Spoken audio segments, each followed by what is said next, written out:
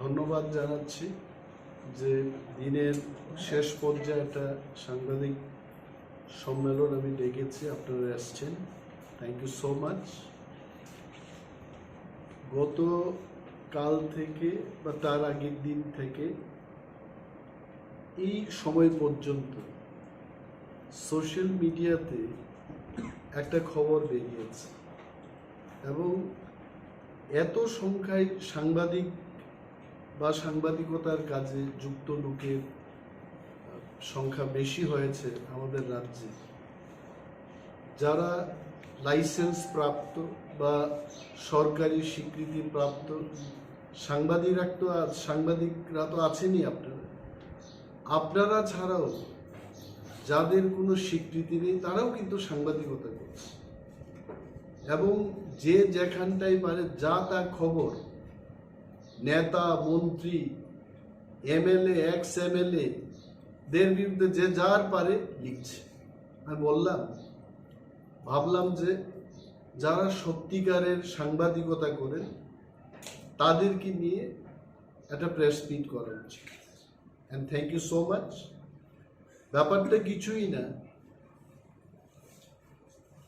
Tripura tribal youth federation TYF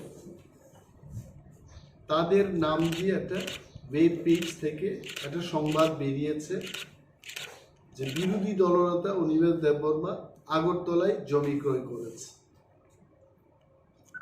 এই যে সংবাদটা বেরোনোর জন্য 2006 থেকে আজকে 2023 প্রায় 17 বছর লেগেছে। আমি খুব খুশি যে মানুষ জানতে পেরেছে যে 2006 সালে যে জমিটা আমি কিনেছি 1 লক্ষ টাকা দামে 5 ঘন্টা, নন্দননগরে মানুষ সেদিন জায়গা কিনত না এবং একদল যারা জমি বিক্রি করতো তারা এসে আমাকে এমএলএ হোস্টেলে বলেছে যে দাদা, আপনি একজন এমএলএ হয়েছেন, আপনার ভবিষ্যৎ আছে, আপনার পরিবারের ভবিষ্যৎ আছে, আগরতলা একটা বাড়ি করি এবং খুব চিপ রেটে জায়গাটা আপনাকে আমরা দিচ্ছি, কেউ কিনতে চাইছেন, যদি আপনার নামটা থাকে অন্যরাও সেখানে সাহস করতে জমি কেনার জন্য।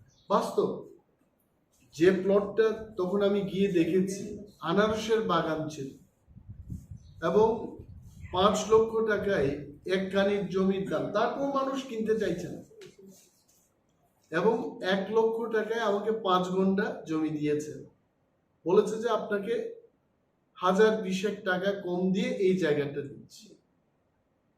আমার কোনো ইন্টারেস্টই ছিল না। 2005 সালে আগস্ট মাসে, সেই দিন আমি চেক করলাম অ্যাসেম্বলিতে, কারণ সেই কালে যে 5 লক্ষ টাকার লোনটা নিয়েছি এই লোনটা এখনো আমি রিকভারি দিচ্ছি। তো সেই দিন আমি ডিডিও সাহেবকে জিজ্ঞেস করলাম যে আমার আর কত টাকা বাকি। 5 লক্ষ টাকা ঋণ নিয়েছি 2005 সালের আগস্ট মাসে এবং আরো 78,000 টাকা আমাকে পরিশোধ করতে হবে। It is too long time. ওই টাকা যখন হাতে ছিল, এরাও যখন এসছে যারা জমি বিক্রি করেছে, আমি 1 লক্ষ টাকায় সেই জমিটা কিনেছি এবং পর্চাটা আমি নিয়েছি সামটাইম মেবি 2019 বা 2020 করোনার পরে আমি সেটেলমেন্ট অফিসে গিয়ে, ডিসির অফিসে গিয়ে পর্চাটা আমি নিয়েছি এবং আমার পাশাপাশি প্রাক্তন আইএস অফিসার অভিনয় হালাম, পুরন রিয়ান, সেন্ট পল স্কুলের প্রাক্তন প্রিন্সিপাল, অনেকেই সেখানে জমি কিনেছে এবং আমিও কিনেছি। হুট করে আজকে এটাকে দেওয়া হলো যে অনিমেষ বাবু আগরতলায় ইদানিং কালে জমি ক্রয় করে। তাদের উদ্দেশ্যটা কিন্তু দুইটা। প্রথম উদ্দেশ্যটা হচ্ছে এডিসিতে ক্ষমতায় আসার পর বা হাতে মাল কামাই করে উনি কি করে আগরতলায় জায়গাটা কিনেছেন। I am answering that. এটা বা হাতের পয়সা না, এটা লোনের পয়সা। ডান হাতেরও পয়সা না, এটা ঋণ নেওয়ার পয়সা। আমি আজকেও পরিশোধ করছি। কাম আমি গত বিধানসভা নির্বাচনে আমার যে এফিডেভিটটা করলাম, সেই এফিডেভিটের 10 নম্বর এবং 11 নম্বর পাতায় ভারতের ইলেকশন কমিশনের কাছে দেওয়া আছে যে আমি কোন মাসে কত তারিখে এই জায়গাগুলো কিনেছি। আমার নামে মাত্র 2টা জায়গা আছে, একটা হচ্ছে নন্দননগরে 5 ঘন্টার জায়গা, আর একটা হচ্ছে খোয়াই মহকুমার পূর্ব রামচন্দ্র ঘাটে, সেখানে 4.25 ঘন্টার মতো জায়গা আছে। 20,000 টাকায় কিনেছি এবং একই সময় 2006 সালেই কিনেছি। আজকে এইটাকে এরা দেখিয়ে বলছে যে গ্রেটার ত্রিপুরাল্যান্ডের দাবিদার, গ্রেটার ত্রিপুরাল্যান্ডে ওনার কোনো বিশ্বাস নেই, উনি আগরতলাতে জমি ক্রয় করেছে 2006 সালে। আপনারা সবাই জানেন সেইকালে গ্রেটার ত্রিপুরাল্যান্ড বা ত্রিপুরাল্যান্ড দাবির কোনো উচ্চারণ কেউই করেনি, তখনই আমি কিনেছি। আরেকটা যুক্তি হলো, যারা এইগুলো বলছে টিওয়াইএফ নাম দিয়ে, টিওয়াইএফ এর একটা পেজ আছে, আমার কাছে আছে তাদের সোর্স, ওরা লিখছে দেখুন মানে টিপ্রাসাদের উপজাতিদের, এরা তো উপজাতি বলে, তো এদের জাতি কে? এদের জাতি হচ্ছে টিপ্রা আমরা, আর আমাদের চেয়ে যারা ছোট মনের এরা হচ্ছে উপজাতি। টিপ্রা হচ্ছে মেইন জাতি, বড় মনের, রাজা মহারাজারও এখানে থাকেন। মহারাজ প্রদ্যুৎ মাণিক্য আমাদের দলের চেয়ারম্যান, উনি হচ্ছে টিপ্রা জাতি। আর টিপ্রাদের ছোট একটু মানে কি বলবো এটাকে, যাদের মানসিকতা ভালো না, এরা হচ্ছে উপজাতি। উপজাতিদের একটা ফেডারেশন আছে, যে এখানে ত্রিপুরাটা যে ধ্বংস হয়ে গেছে এটাতে বলবে না, মানুষ খেতে পাচ্ছে না এটার কথা বলবে না, সরকারকে আমরা চালাচ্ছি এখানে, মন্ত্রীরা কি করছে, মুখ্যমন্ত্রী কি করছে, প্রাক্তন মুখ্যমন্ত্রী কি করছেন, বিগত দিনের যারা মন্ত্রীরা ছিলেন এরা কি করছে, এরা খুঁজ দেবে না। আমরা বিরোধী দলে আছি, আমাদের উপর এরা আক্রমণ করতে চাইছে, মহারাজের বিরুদ্ধে কথা বলছে। প্রায় তো শুনি যে পূর্বতন মুখ্যমন্ত্রী মহারাজের বিরুদ্ধে কথা বলেন।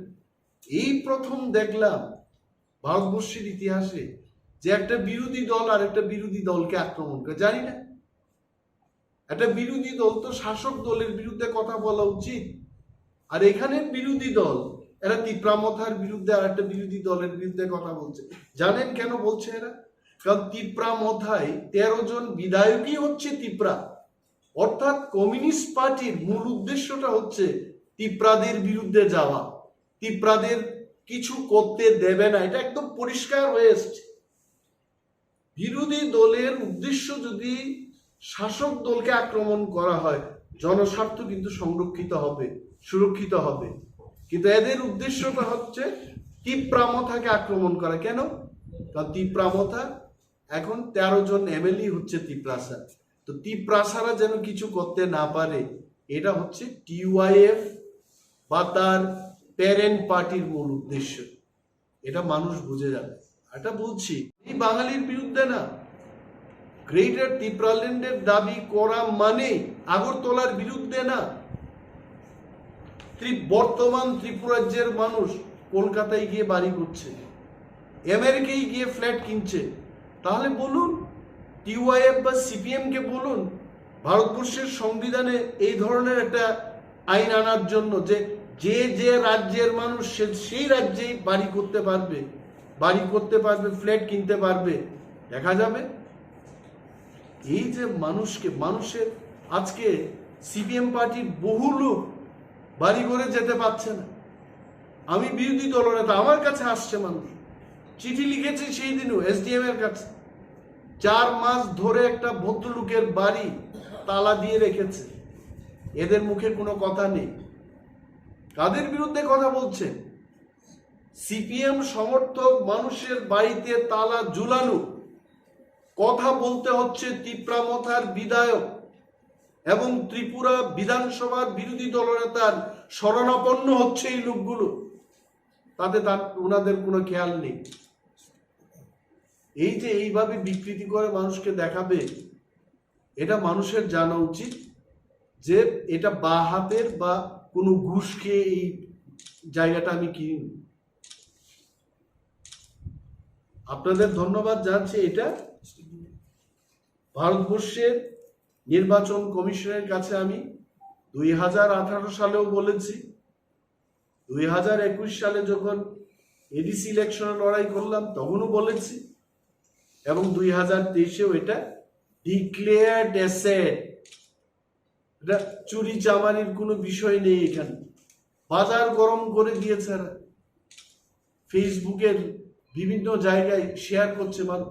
তখন আমি ভাবলাম যে এটা যেন মানুষের কাছে খারাপভাবে যেভাবে ওরা পরিবেশন করতে চাইছে এটা যেন বন্ধ হোক। আমি ভাবলাম, এই মাত্র আমি বাইরের থেকে কলকাতা থেকে আসলাম, ভাবলাম যে সাংবাদিক বন্ধুদের দেখে এই ব্যাপারে আমার সাফাই দেওয়া উচিত। কারণ অনেকেই আমি জানি এই রাজ্যের মন্ত্রী, এমএলএ বা বহু নামি দামি ব্যক্তিরা তাদের বিরুদ্ধে যখন কিছু কথা উঠে আসে এরা বলে না মিডিয়াকে ডেকে, কিন্তু আই হ্যাভ দ্যাট গাটস, কারণ আমি ভুল কিছু করি নাই। আর গ্রেটার ত্রিপুরাল্যান্ড হলেও আমি আগরতলায় থাকবো, কলকাতায় থাকবো, দিল্লিতে থাকবো, আমার যদি সামর্থ্য থাকে আমি যেখানে খুশি থাকবো। কে কার বিরুদ্ধে বল? If they have specific political প্রবলেমগুলো বলুক। মানুষ বঞ্চিত হচ্ছে সেই কথাগুলো শাসক দলকে তারা বলুক যে এই কাজগুলো করতে হবে। আপনারা আগের বার যখন এসছিলেন তখন 50টার বেশি সরকার বাহাদুরদের কাছে চিঠি লিখেছে। এইবার এই চিঠির সংখ্যা দাঁড়িয়েছে 73টায়। প্রতিনিয়ত রাজ্যের বিভিন্ন মানুষের সঙ্গে কথা বলি। এসটিজিটি বেকাররা সেই দিন এসছে, কমিউনিস্ট পার্টি কথা বলবে না। 25 বছরে ওরা কি করে গেছে ওইসব কথা বলতে বলুন। মানুষ বলছে যে 5 বছরের বিজেপি তাদের ভাষায় যা করেছে এটা হচ্ছে এটা গায়ে ক্ষত, আর 25 বছরের সিপিএম যেটা করে গেছে এটা ক্যান্সার। এটা মানুষ ভুলবে না। এসটিজিটি বেকারদের অনেকেই বলছে এসে যে আমরা চাকরি পাচ্ছি না। সরকারকে চিঠি লিখেছি, বিধানসভায় প্রশ্ন দিয়েছি, এই পর্যন্ত প্রায় 250টার মতো চিঠি শুধু আমার টেবিল থেকে গেছে। আর আমাদের টিপ্রা মথার বিধায়করা একের পর এক সরকারের বিভিন্ন দপ্তরে প্রশ্ন দিয়েছে। কাদের সাথে? রাজ্যের মানুষের সাথে। মানুষ যখন বঞ্চিত হচ্ছে তখন বিরোধী দল হিসাবে আমাদের যে কর্তব্য আমরা সেটা করছি। আপনারা জানবেন যে 5034টা পোস্ট খালি আছে এসটিজিটি, সরকার চাকরি নিচ্ছে না। 230 জনের একটা নোটিফিকেশন করেছে, তাতেও কায়দা করে এসটিদের বেশি সংখ্যা দেখিয়ে ইউআর এবং এসসি ক্যাটাগরির লোককে কম করে দেখিয়ে আজকে বেদালটা লাগিয়ে দিয়েছে। হাইকোর্টের দ্বারস্থ হয়েছে অনেকে, হবে। এখন বক্তব্য হচ্ছে এই যে এসটিকে বাদ দিতে গেলে এখন বলবে অনিমেষ দেববর্মা প্রেস কনফারেন্স করার পর এসটিরা বঞ্চিত হয়েছে। আমার প্রেস কনফারেন্সে আমি বলছি না যে এসটিদের 172 জন যাকে দেখানো হয়েছে তাদের একটার যেন বাদ না যায়। All of them should get job. 5034টা পোস্ট খালি আছে, সবাইকে দিন, সবাইকে দিন, রোস্টার মেনেই দিন। কেন দেওয়া হচ্ছে না? কখনো 100 জনের নোটিশ বেরিয়ে এসছে, কখনো 230 জনের নোটিশ বেরিয়ে এসছে। 10,323 জন মানুষের চাকরি যাওয়ার পর অনেক স্কুল খালি হয়ে গেছে। বিদ্যাজ্যোতি স্কুল সম্পর্কে আজকে বামপন্থীদের কোনো কথা নেই। বলুন আপনারা, বিদ্যাজ্যোতিতে কেন ফ্রি স্কুল হবে না? কেন ফ্রি ক্লাস হবে না? কেন ফ্রিতে পড়াশোনা হবে না? সেই ব্যাপারে প্রশ্ন দিয়েছি, চিঠি লিখছি। কমিউনিস্টরা চায় আসলে 16 থেকে 11তে নেমেছে, এইভাবে যদি ওনারা কাজ করতে থাকে এটা কোনো যে কোনো বিষয়। আমি বলছি আমি যদি করাপশন করি, হ্যাঁ আমার বিরুদ্ধে সিপিএম পার্টির না, ভারতের সমস্ত নাগরিকের আমার বিরুদ্ধে কথা বলার অধিকার আছে, অধিকার আছে। কিন্তু যেখানে করাপশন হলো না, কিছুই হলো না। এটা কি নিয়ে 2006 সালে ওনারাই তো সরকারে ছিলেন, তো একজন বিরোধী বিধায়ক যার বেতন ছিল 6,000 টাকা, লোন নিয়ে একটা জমি ক্রয় করলাম, এটাকে বলা হচ্ছে যে উনি এটা কিনেছেন। আর তিপ্রা ল্যান্ডের দাবিদার কেন আগরতলায় জমি কিনছে না? আরো কিনবো যদি আমার কাছে সামর্থ্য থাকে। অভয়নগর, বনমালীপুর, বেলার মাঠ, সিপিএম পার্টির অফিসে আনাচে গেছে, টাকা নেই বলে কিনছি না। কেন কিনবো না? কোথায় বাধা ধরা আছে? তো গ্রেটার 1,000 কোটি টাকা দিয়েছে, অক্সিজেন বাড়াবে।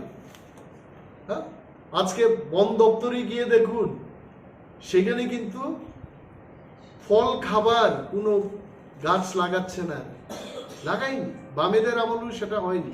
গামাই লাগাচ্ছে, সেগুন, এটা দিয়ে কি হবে? বন্যপ্রাণী সেখানে খেতে পাচ্ছে না।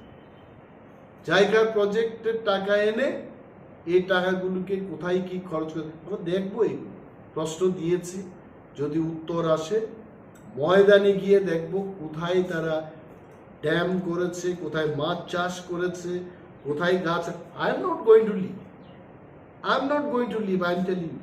এই তথ্যগুলো যখন আসবে, গাড়ি দিয়ে পায়ে হেঁটে ওই জায়গাগুলো দেখবে যে জায়গাতে আসলে এরা কি করেছে। দেয়ার আর সো মেনি থিংস রাজ্যের মানুষ জানবে। I have taken over. কবে নিয়েছি এটা? 24 তারিখ মার্চে বিরোধী দলনেতা হলাম, মার্চটা বাদ দিয়ে দিলাম কয়েকদিন, এপ্রিল এবং মেটা গেল, অনলি 2 মান্থস। ত্রিপুরার পূর্বতন বিরোধী দলনেতা মাত্র 2টো চিঠি লিখেছে। উনারই তো পিএসরা আমার সাথে আছেন। এখন নিরঞ্জন বাবু ওনার পিএস ছিলেন, অরিন্দম বাবু ওনার পিএস ছিলেন। এখানে বিক্রম বলে একটা ছেলে কাজ করছে, ওনার মানিক বাবুর ছিলেন, ক্লার্ক ছিলেন। আমি কাউকে চেঞ্জ করি নাই, ওনাদেরকে জিজ্ঞেস করুন।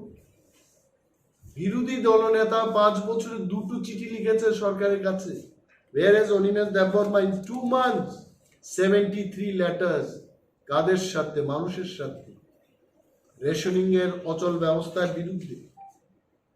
মানুষ ইলেকট্রিসিটি পাচ্ছে না, পায়ে হেঁটে বহু দূরে মানুষ গিয়ে ভোট দিতে হচ্ছে।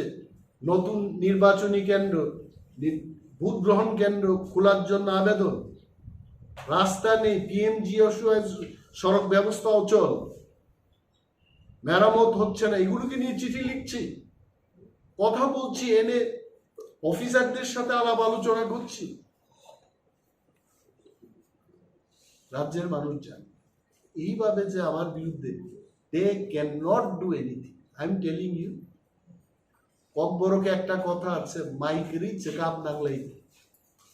আর ইংরেজিতে একটা আছে, they are beating around the bush, মানে ঝুপঝাপের মধ্যে একটা আন্দাজ করে একটা লাঠি দিয়ে মারছে।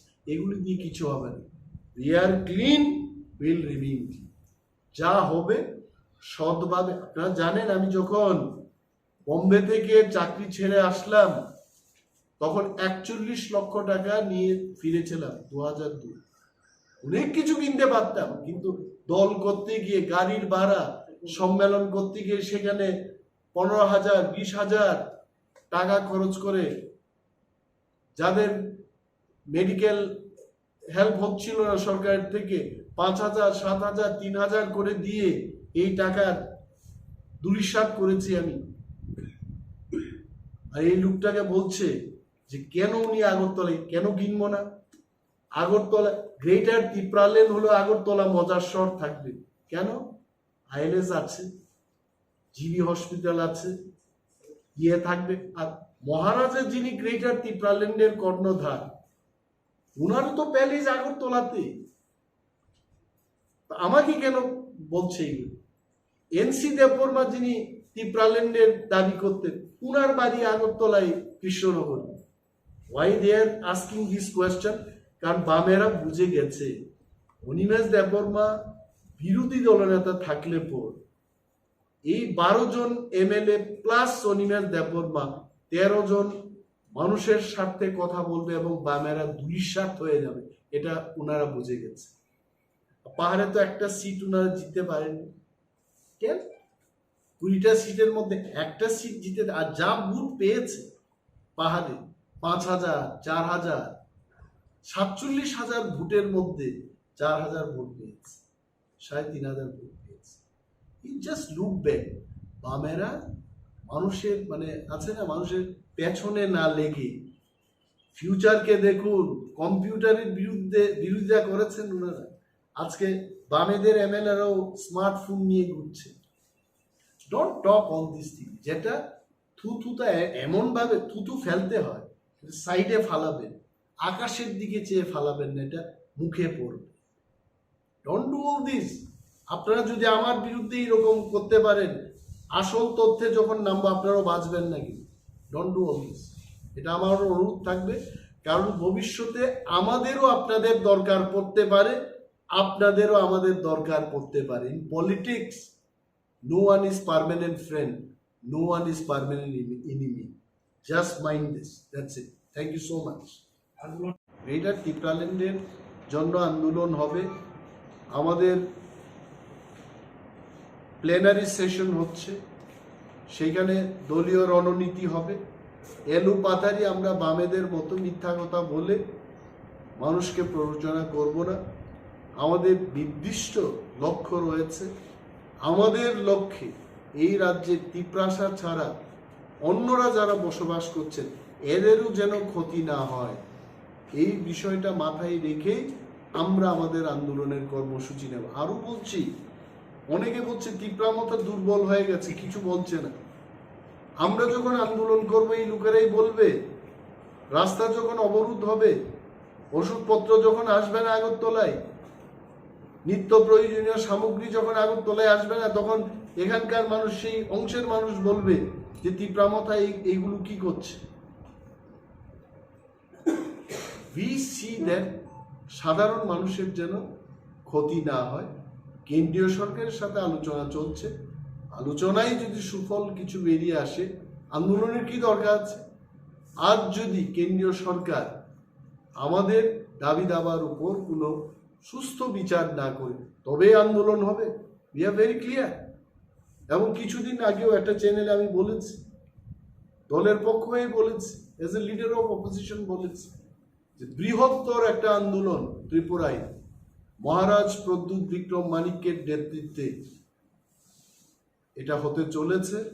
আপনারা যেমন আস্থা বলে বিশাল জনসমাবেশ দেখেছেন তিপ্রা মথায়, এবং ইহকালে এই ধরনের আন্দোলন, গণতান্ত্রিক আন্দোলন ত্রিপুরার বুকে কেউ করে নাই, এবং আমরা এটা করি। মানুষ সাক্ষী থাকে। রাজ্যের মানুষের যেন কল্যাণ হয় সেদিকে আমরা ভাবছি, আমরা ভাবনা নিয়ে কাজ করছি। আর এই যে সংবাদটা বেরিয়েছে, এটা কিন্তু মানুষকে বিভ্রান্ত করা ছাড়া কিছুই নেই, এবং ধিক্কার জানাচ্ছি, নিন্দা জানাচ্ছি। আমি বলবো যে বামেদের 25 বছরে যারা মন্ত্রীরা ছিলেন, মিডিয়া বন্ধুরা আপনারা খবর নিন।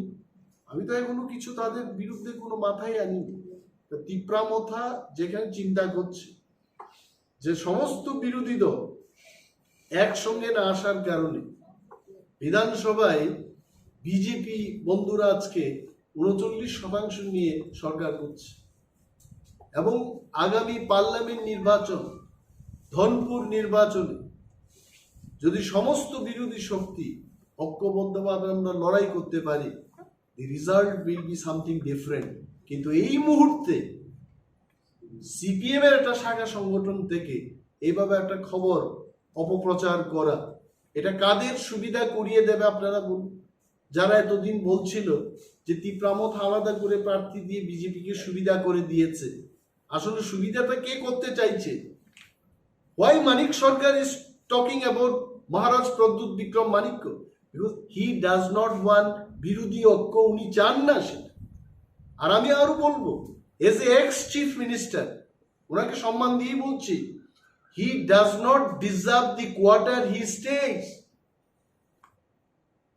পূর্বতন মুখ্যমন্ত্রী মানিক বাবু এজ এ চিফ মিনিস্টার, প্রাক্তন মুখ্যমন্ত্রী, he deserves a quarter but not that ministerial quarter. ওইখানে উনি আছেন। তাহলে আমি কেন প্রশ্ন করব না? আপনার সাথে বিজেপিদের এমন কি তালমিল আছে, আপনি কি করে পেলেন এটা? If you don't have that sweet relation with the government, how you have managed this? আমি সরকারকেও প্রশ্ন করছি, এই type 6 ministerial quarter ex chief minister বা ex minister they don't deserve পূর্বতন মুখ্যমন্ত্রীর একটা কোয়ার্টার পাবে। আমিও এমএলএ ছিলাম সে আইনটা যখন তৈরি হয়, but not this type of quarter. এটা টাইপ 4 হবে বা টাইপ 5 হবে, টাইপ 4 হবে, টাইপ 3 হবে, নট টাইপ 6 কোয়ার্টার, দ্বিতল বাড়ি, একটা সিটিং লিডার অফ অপোজিশন, মুখ্যমন্ত্রী, স্পিকাররা যেখানে থাকবেন, I don't think he deserve this quarter.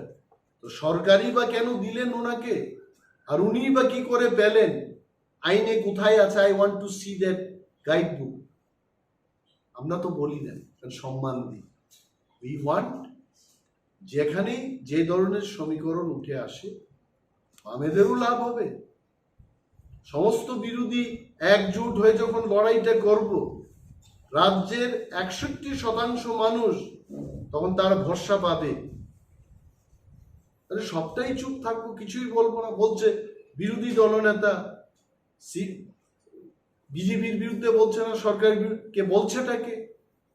Yadav লালের বিরুদ্ধে কে বলেছে? এসটিজিটির জন্য কে বলছে? 10,323 জনদের জন্য আগামী দিন কারা বলবে? মানুষ যে লাঞ্ছিত বঞ্চিত, আগরতলা শহরের মধ্যে মানুষ আক্রান্ত হচ্ছে, এটার কথা কে বলছে? আমরা বলছি। তারপর তারা বলছে যে সঠিক বিরোধিতা করছে না।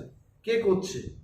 যিনি সিপিএম এর প্রাক্তন মুখ্যমন্ত্রী ছিলেন, টিপ্রা মথার বিরুদ্ধে বলা, এটি কি প্রকৃত বিরোধিতা করা?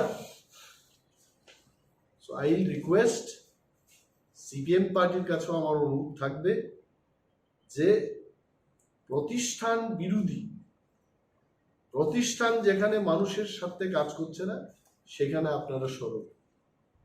আর আপনাদের বিরুদ্ধে তো অনেকগুলো এলিগেশন আছে, সরকার দেখবে সেইগুলো। মন্ত্রীরা কি করেছে, আপনাদের আমলে জায়গার কি হয়েছে, হাজার হাজার কোটি টাকা ত্রিপুরায় এসছে জায়গা প্রজেক্ট, অক্সিজেন বৃদ্ধি করবে। জাপানের জায়গা আপনারা তো জানেন, জাপানিজ ইন্টারন্যাশনাল কর্পোরেশনের একটা প্ল্যানারি সেশনে আমরা আন্দোলনের কর্মসূচি গ্রহণ করছি এবং প্রেস বন্ধুদের, রাজ্যের মানুষকে আমরা জানাবো যে কেমন পর্যায়ের আন্দোলন আমরা, but it is happening. So, do you think the anti-communists are against it from the, because we have also seen before the election that a section of the communist leader had approached Tipra Mothani, there were talks. So, does that situation also continue? See, one thing I must tell very clearly, they never respected the royal family. The emergence of Communist Party in Tripura, it just they had gone against the royal family. মানে রাজাদের বিরুদ্ধে আন্দোলন in Bengal, correct? And I don't know, even see, Maharaja Pradyut Vikram Manik knows it very well that the communist people were never in the favor of the royal family. All of this sudden, just for political benefit, at the time of election, if they come and tell, let us join hands, we can't join hands just like that. Maharaja told very clearly at that time also, whosoever party agrees with our demand, greater Tipra land, we can have alliance with them. So no party has given in written, so we could not have any alliance. It does not mean. See, we fought equally against the BJP, we fought equally against the CPM, and we got 13 seats. Even the left people fought against us and BJP equally. So this is the verdict of the people. Now you can't blame. Now left front was telling that because of Tipra Mothani we lost so many seats. But let me tell them also, because of CPM we also lost couple of seats. So it was the election strategy. They had their own strategy. We had our own strategy. Left and Congress could not see each other's face in Tripura, but they had alliance in the last assembly election. So my point is that was election strategy. We were in our position, they were in their position. So, is there any possibility before the parliamentary election that the opposition in Jaipur also get united? Is there any chance? Because you are also facing your problems because the Greater Tipra land issue that has gone to the center ultimately it did not materialize. I think you understand Bengali.